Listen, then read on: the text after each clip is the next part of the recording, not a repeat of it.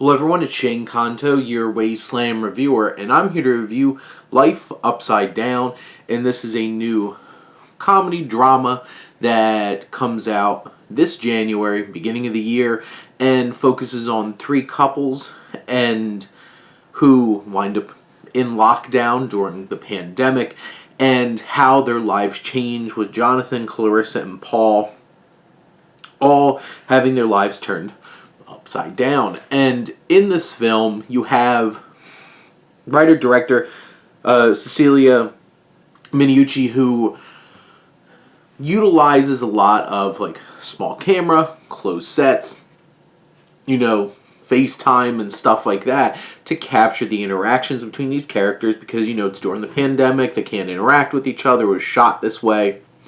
And you have some strong performers here. You have Bob Odenkirk, who's probably the biggest selling point here, fresh off wrapping up Better Call Saul, and he's a man who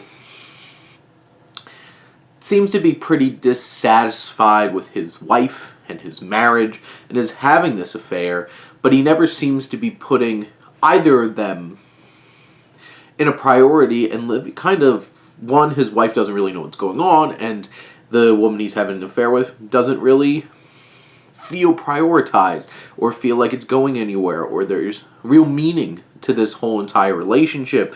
You have Danny Houston, who plays Paul, who's struggling in his own right, getting absorbed into his art and his own business and kind of neglecting his wife and then struggling with the results of those kinds of actions stuck during this isolated time.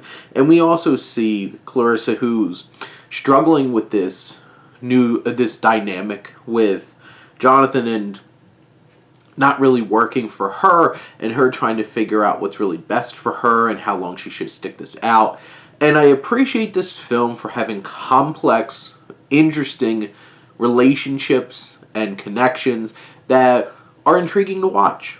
I wanted to see how they played out. I got invested enough to want to sit there for this hour, 28 minutes of really seeing all these dynamics and struggles with love and what's really going to work out for us and seeing how they all play out.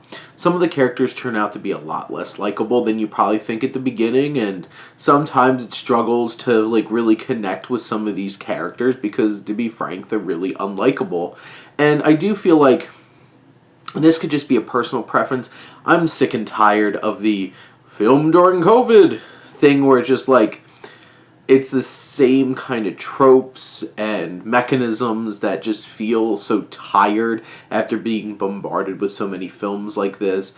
And I get it, it's part of the dynamic because it's the pandemic that's kind of drumming up a lot of these issues, being stuck and trying to escape through different means. But, it's something that feels like it's limiting the story, limiting the character interactions, and we all have to watch these actors, who many of them are very strong actors, acting to screens and stuff like that, and not really being able to have that real dynamic. But in the end, I do feel like this is a solidly written, tense and suspense-filled script that really capitalizes on all these different uncomfortable, awkward, challenging dynamics between these characters that really bring you in and keep you there, engaged and watching until the credits roll on this one.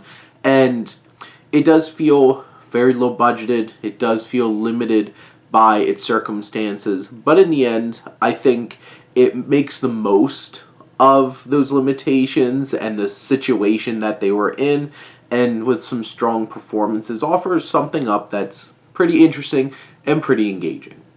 But those are my thoughts on Life Upside Down. Let me know what you think and let's talk some movies. But thank you as always for tuning in and supporting your Wasteland reviewer.